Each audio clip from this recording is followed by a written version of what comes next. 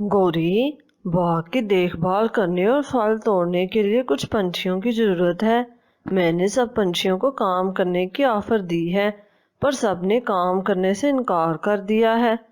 आजकल फल का बहुत रेट है। अगर अभी फल ना तोड़ा गया तो बाद में रेट कम हो जाएगा। कालू, नीलो बहुत बीमार है। उसके पास दवाई के लिए पैसे नहीं। मौका अच्छा है, चिंटू मिंटू को काम पर रख लेते हैं। मुझे नहीं लगता कि चिंटू मिंटू मेरे यहाँ काम करेंगे, लेकिन अगर तुम कहती हो तो मैं नीलो की तरफ जाता हूँ। चलो, मैं भी तुम्हारे साथ चलती हूँ। कालू और गोरी दोनों नीलो के यहाँ कुछ फल ले जाते हैं। नीलो, मेरी प्यारी बहन, तुम्हें क्या हो गया है?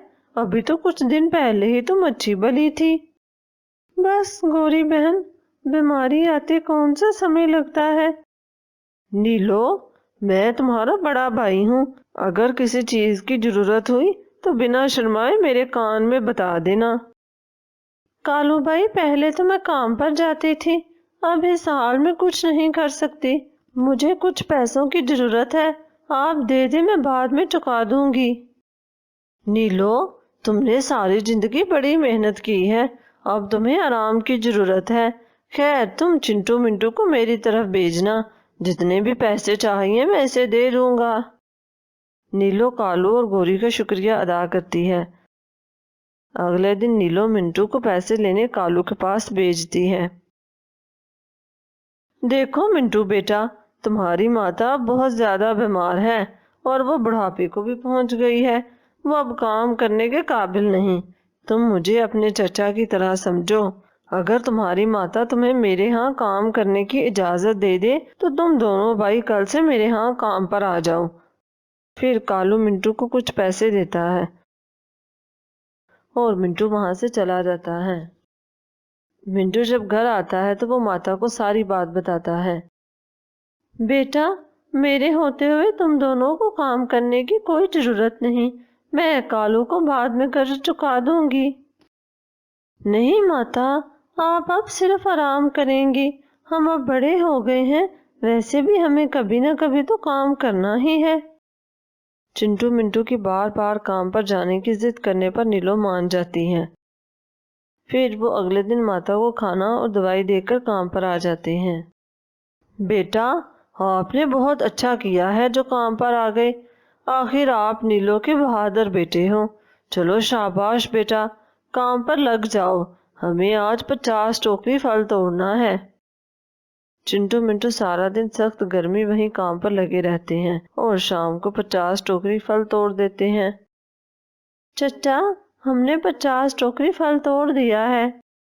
हाँ बेटा, मैंने गिन रखा है। अब तुम घर चले जाओ और सुबह जरा जल्दी आना काम पर। कल हमें 70 टोकरी फल तोड़ना है। कालू चिंटू मिंटू से उनकी ताकत से ज्यादा काम करवाता था और थोड़े समय के लिए भी आराम करने नहीं देता था। बेटा, तुमने आते हुए इतनी देर क्यों लगा दी? माता, हम कालू चाचा से गपशप कर रहे थे, इसलिए देर हो गई। मिंटू माता से झूठ बोल देता है कि कहीं माता काम पर जाने से मना न कर दे। अगले दिन फिर चिंटू मिंटू सुबह सुबह काम पर लग जाते हैं। मिंटू भाई, कालू चाचा हमसे डबल काम लेते हैं। मुझे वो अच्छे पंछी नहीं लगते, वो सिर्फ दिखावा कर रहे हैं। भाई, ऐसा नहीं सोचते। आगे बढ़ने के लिए मेहनत करना जरूरी है।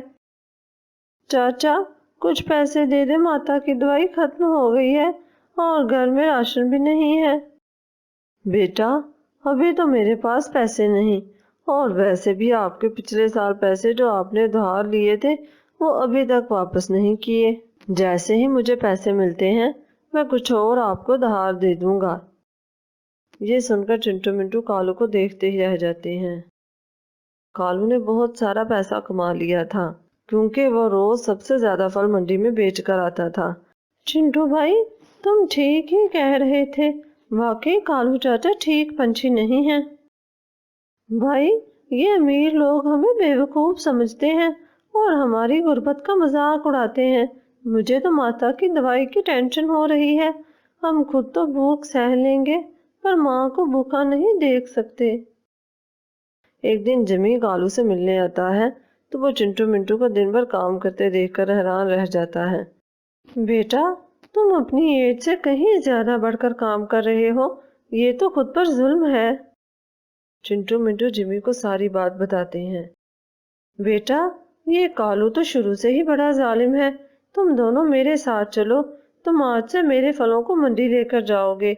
मेरे पास बहुत सारे पंछी काम करते हैं। जिमी चिंटू मिंटू को अपने यहाँ काम पर रख लेता है। जिमी चिंटू मिंटू के साथ बहुत अच्छा सलूक करता है। जिमी उनके साथ नीलू के पास जाता है और नीलू की दवाई और राशन के लिए पैसे देता है, जबकि दूसरी तरफ कालू अपने घर में आराम कर रहा होता है। गौरी कालू के लिए भोजन पकाकर लाती है। गौरी चूल्हा बंद करना भूल जाती है। देखते ही देखते चूल्हे से आग पूरे घर में फैल जाती है। कालू का सारा पैसा घर में ही जलकर राख हो जाता है। मेरा सारा पैसा जल गया। मैंने चिंटू मिंटू का हक मारा था ना, जो अपने साथ साथ मेरा पैसा भी बहा कर ले गया।